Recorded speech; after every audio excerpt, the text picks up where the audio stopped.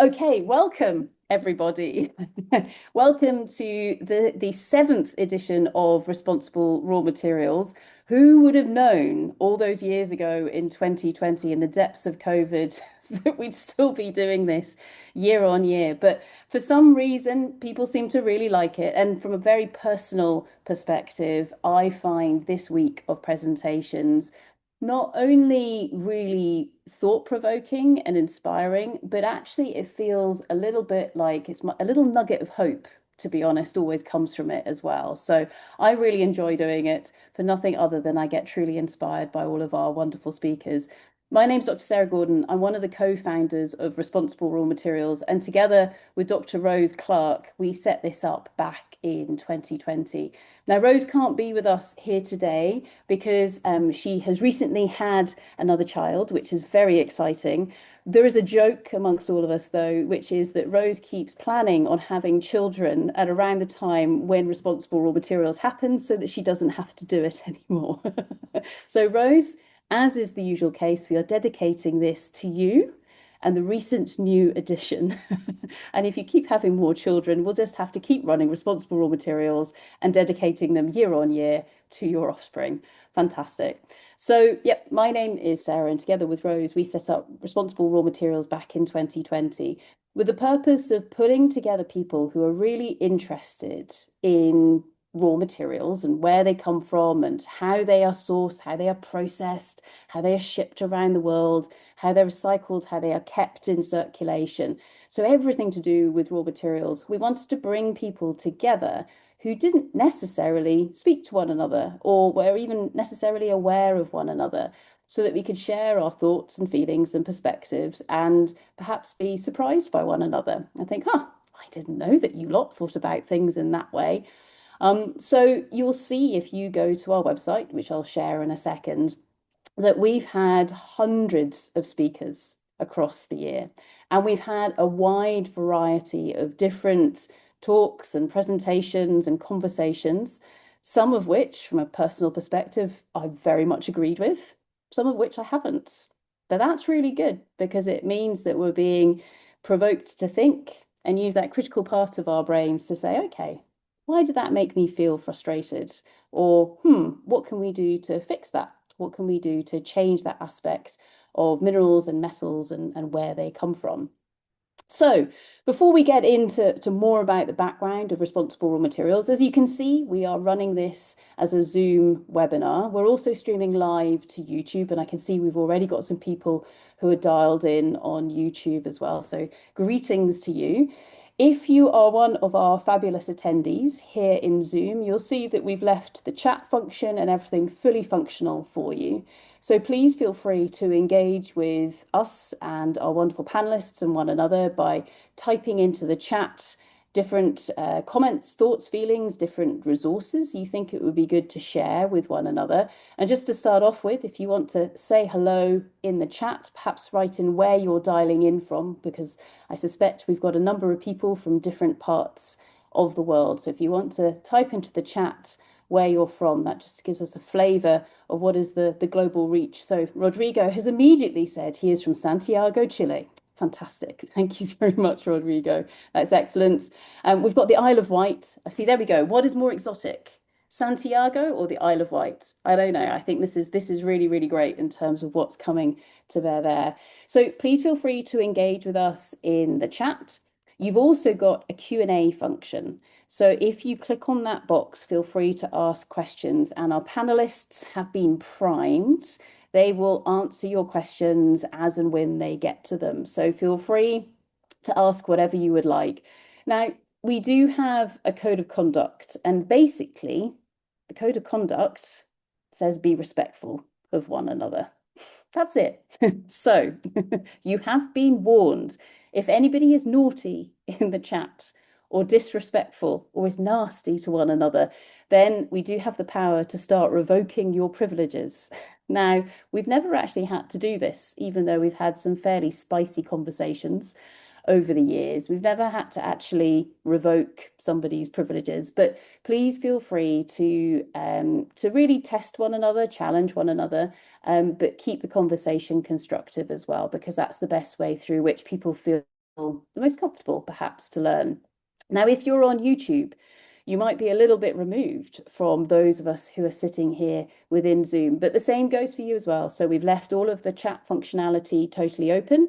Please feel free to enjoy that, ask questions. And when we come to the appropriate moments where we can ask questions to our fantastic speakers and to the panel as well, we will be drawing those questions from not just the Zoom chat and Q&A, but also YouTube. In the past, we've also pulled in questions from LinkedIn. People have been messaging me on WhatsApp. In fact, sometimes people try to phone me with questions. Now, unfortunately, that doesn't work. So it's precise second in time. If you try to call me, I'm not going to pick up the phone. So messaging is much better. Feel free to send in all of your messages that way. Now, today, everything is being recorded. So that's the other thing just to be aware of, that you are being recorded, you are being streamed live. So that's another reason why we're keeping our attendees off the cameras, etc. at the moment. It's not that we don't love you, it's just that we're trying to protect some of your rights, for example, in terms of being able to see you whilst we are streaming live on YouTube. So with regards to what is this week all about, well, if I go into our website, and I'm sure that Miranda or Aileen will share this into the chat for all of you, you will see that this is the Responsible Raw Materials webpage. This is where you need to go to find out what on earth is going on. We're in session 1. Okay, it's 3 o'clock on Tuesday, the 28th of April. And if you scroll all the way down to the bottom of the page and you click on session 1, you will see who our fantastic speakers are that we have lined up for you today. Now, as is always the case, what we've done here as well is if you click on Learn More, that will take you to a web page where there's a little bit of a background to some of our fantastic speakers. And what you will see is if you dial in this time tomorrow, the video of whatever it is Ria, Tom, Emily, and Ella have said to us, because they haven't said it yet, that video is going to be posted in this area for you. So you can go and raid all of those talks really easily. And it's not just today that we've got teed up for you. You can go and check out who's going to be speaking tomorrow morning. So the way we run our sessions is that the morning sessions in UK time start at 8 a.m. and they run till 11 a.m., not 111 a.m. There's always a typo in there somewhere. So they run from 8 until 11. So we try and keep them a bit earlier so it works well for people in time zones such as Australia, China, Indonesia, etc. And then the afternoon sessions, they start at 3 p.m., which feels a bit strange in the UK, and they run through till 6 p.m. But that's so that it's not too early for people in the likes of Vancouver and different parts of the west coast of the Americas. So that's why we've set up our timings like this, and we did it back in 2020, and we're still doing it to this day because it seems to work quite nicely for everybody. And you can see that the team has done an amazing job of putting in everybody's biography, for example. So here's a little bit of information about Nigel. He'll be speaking later on in the week, so feel free to go and check all of that out. Another item that we have for you this week is that tomorrow, in the middle of the day, because as if it wasn't busy enough in terms of all of this free TV that we're putting on for you, we are doing a screening of a documentary that we made last year called 100 Perceptions, Raw Materials. But it's not just a screening of the documentary. We've also got the producer and some of the crew who put the documentary together. They are coming and doing a bit of a panel session with us, as well as some of the academics and the researchers who are behind a lot of the science and the understanding of what went into this documentary. So if you haven't seen 100 Perceptions, I recommend you go and check it out now. It's only half an hour in length, or come along and watch it with us tomorrow. You will see that this is one of the most uncomfortable things that I will ever have to do in my life, which is watching myself in a documentary. Truly horrific, everyone, truly awful. But come and check out the documentary, and especially some of the insights that will be given to us from the likes of the producer and the crew. So how do we actually make a piece of content like this? And then also from some of the scientists, and be it on the geological side or the social science side or the data science side of the big research project that sat behind responsible raw materials. Other aspects for you to check out on the website include things like our past events. So if you decide what we're talking about here today is really boring, but you still love raw materials, no offense to our wonderful speakers for today's session, because I'm sure you're not going to be boring at all, but feel free to go back and look at some of us appearing to be much younger when we go back to 2020. So you can see this was the first conference we did, and anybody who can tell me what kind of iPhone that is, it's an old one now. There will be points for that. But you can see here, these are all of the talks from our first ever conference that we did. And as is always the case, if I click on that link, oh, hang on a second, I've just managed to do one that can't be found. You should be able to go and find the presentations and the talks from those speakers. Also, you can see back in 2020, we included things like a list of commonly used abbreviations. So that helped people interpret what on earth was going on in the conference. And also we wrote a blog for every day as well. So really summarizing all of the different aspects of the conference. Now you'll see there's something similar for each of the old conferences that we went through. And we've also done some other events as well, such as responsible reserves. So that was back in 2021. And what we did there was we spoke to all of the different people who do the governance around reporting on how much juicy rock is in the ground. And so those of you who are resource geologists or people who are interested in this area, it's actually quite interesting going back to 2021 and seeing what JORC said, see what Crisco said back in the day in terms of the updates to those standards, because of course the world has changed slightly. It was great because that particular conference, we also had representatives from China, Indonesia, Mongolia, South Africa, you name it. So it was a really interesting conference talking about how do we report on those different rocks from around the world. Final things that we have here as well, we've got a resources and learning hub. So that not only takes us to the YouTube channel, etc. We've also got a podcast that is coming soon. Again, if I had a penny for every time someone says, "Where's the podcast, Sarah?" I would be a rich, rich person. Well, it's coming. It's coming. We promise you. It will be launched when we get to the end of this week. But what we also have are links to various online courses with regards to raw materials, all the way through to a range of education and outreach resources, which is really awesome because what you can see here are these a lot of the teaching resources that are used in schools around the world or universities. So you can see this is just showing 1 to 20 of 173 entries. So there are lots of resources out there if you're wanting to learn more about raw materials. And what we try to do is pull them together in one place. But the real guts of responsible raw materials are, of course, the talks. And so if you go into this section here, not only do you have access to the full library, but also if you go to the little search button here, and I can type in something like, who will I go for, Aileen? Who will I go for? Will I go for Matt? I'm going to go for, to see what happens if I say Matt. Here we go, Matt Grimshaw. He's speaking in the last session that we have this week.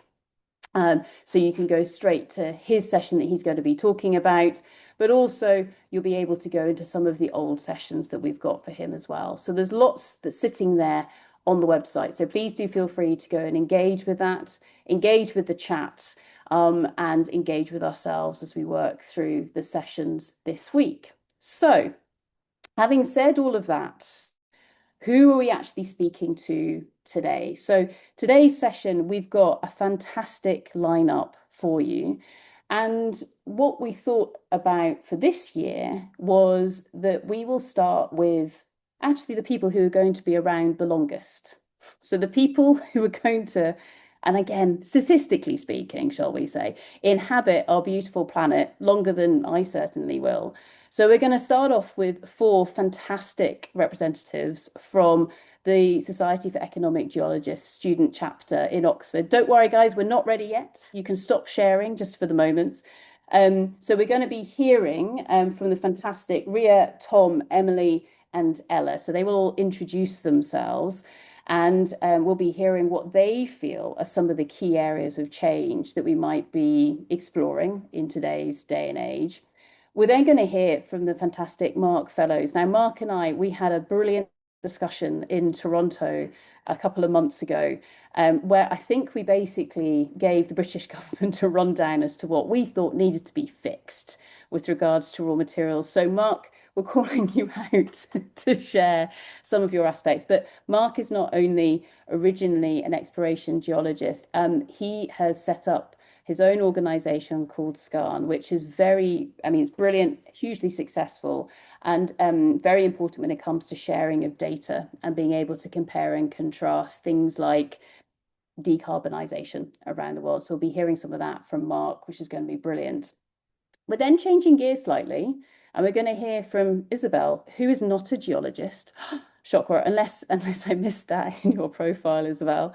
We're going to hear from Isabel, and Isabel comes from the world of communications and MC Saatchi. So we're going to hear from Isabel more about, well, how do you communicate? And what does this mean in terms of how the world perceives you? At least I think that's what we're maybe talking about. I stand to be corrected on that, but I'm really excited to hear more about that from Isabel. We then hop across to a different continent and we go to Rodrigo, who is based in Santiago, Chile. Now, Rodrigo is a lawyer. We're not going to hold that against you, Rodrigo. It's all good. And Rodrigo is going to give us some insight into Indigenous people's rights and the engagement with them when you are developing a project. And what are some of the uncertainties, the areas of threats and opportunities, etc., that you might see there. So thank you very much, Rodrigo, for coming to join us. We'll come back to the UK and we're going to go into the world of traceability and things like battery passports and stuff like that. And Jessica Green, who I guess we first met one another when Jessica was working for Circular and leading a lot of the sustainability aspects there. But Jessica, you're now a free agent, which is very exciting. And so we're going to be hearing more about circularity, circular economy, and what does that mean in terms of the traceability of materials. And then finally, for today's session, we're going to finish up with the amazing Sean Barker, who's going to be dialing in from Vancouver. So we're starting with geoscientists at a university, and we're going to finish today's session with a geoscientist at a university. Sean is super punchy. He has a slight Australian twang to his accent, but again, we all forgive him that. We love him dearly. And Sean is going to be sharing with us some of his sights with regards to raw materials and the expertise paradox. So I'm pretty sure our student friends in Oxford are going to have something to say about that with regards to what Sean says. So feel free to agree, disagree, challenge him when he comes and joins today's session. So that's our lineup for today, which is really exciting. And please go to the website and check out the lineup that we have for you for the rest of the week, because it includes everybody, including Chief Scientific Advisor on raw materials to the UK government. We've got people speaking to us from all kinds of organisations all over the world. And I truly believe that we are incredibly lucky in that this is probably one of the most diverse conferences because it's all online, it's free to access, and actually will welcome absolutely anything that anybody has to say, which is brilliant. So, final things before, and I promise next we will be coming to you, wonderful Oxford students. Final things to tee us up for this year's theme. So the theme of this year's conference is all about how do we create certainty in a world of change.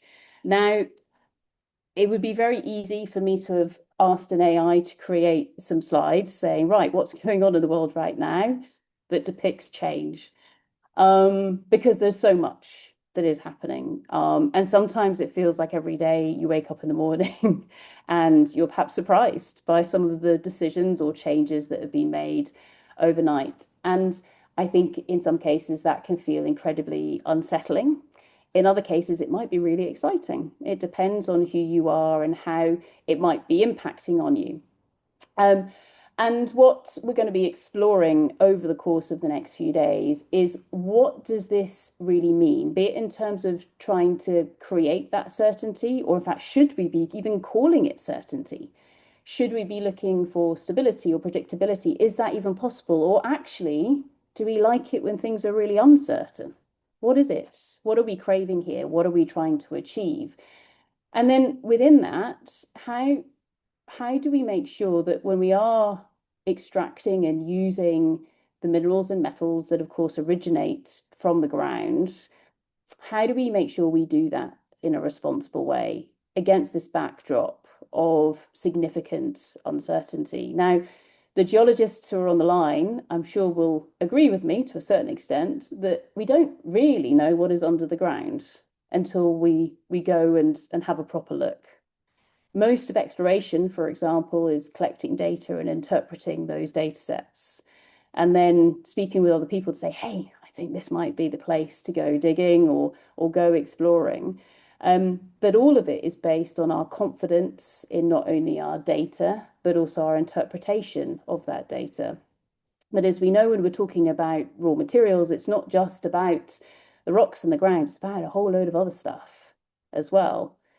There are lots of different stats out there, such as 80% of big mining projects fail or are significantly hampered by things like environmental and social and different above ground risks.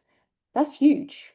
That means that we must be pretty good at the technical side, but we're not so good at some of those other aspects, such as the social and environmental aspects.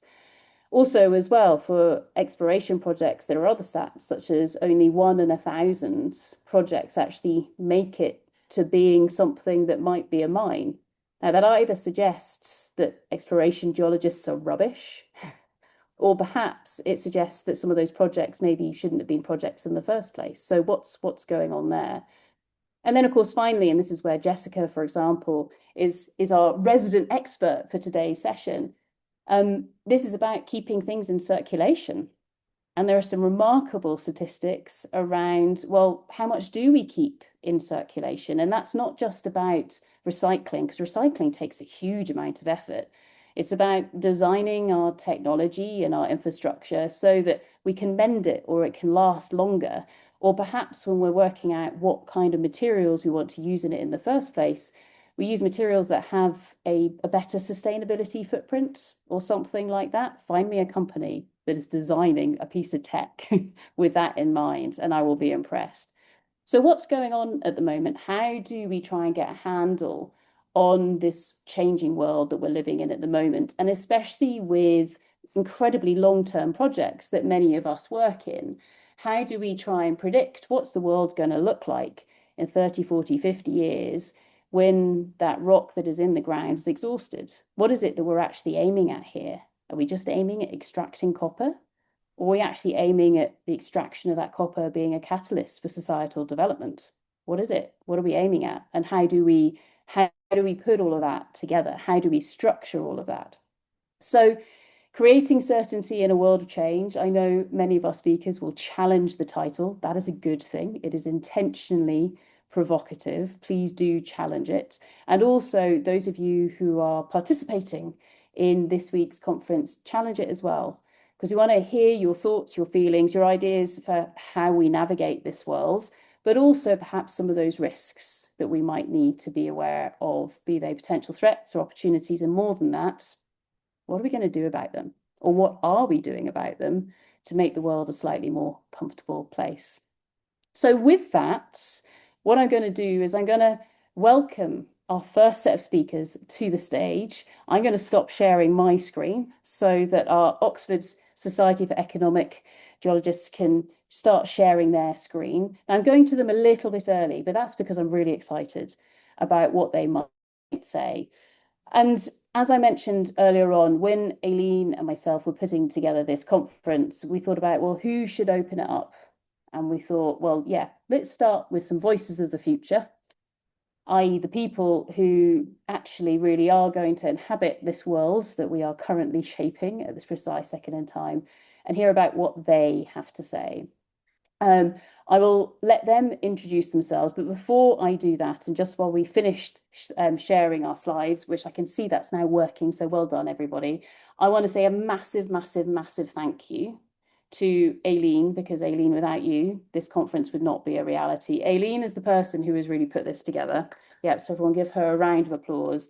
And also to the wonderful Miranda and Joss and everybody else behind the scenes as well for making all of this a success. And of course, to Rose in her absence on maternity leave at the moment. Without you, Rose, and of course the wonderful Ludovine, this would not be a reality.